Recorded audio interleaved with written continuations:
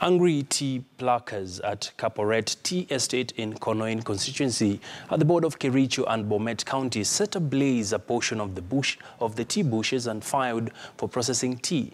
According to the Kenya Plantation Agricultural Workers Union, Kericho branch executive Dixon Sang, the 15,000 Finlay's workforce went on the rampage to force their employer to award them the 30% pay increase they were awarded by the court. Kericho West Deputy County Commissioner Jamlek Mbuba says that though the Constitution allows employees to engage in industrial action, it must be conducted within the law. The just begun KCP examination is, however, expected to continue at the tea estates without any hitches.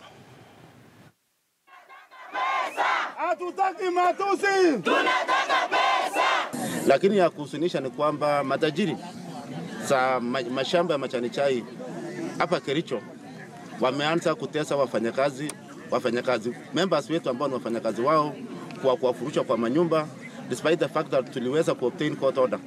Jambo lingine ni kwamba matajiri hao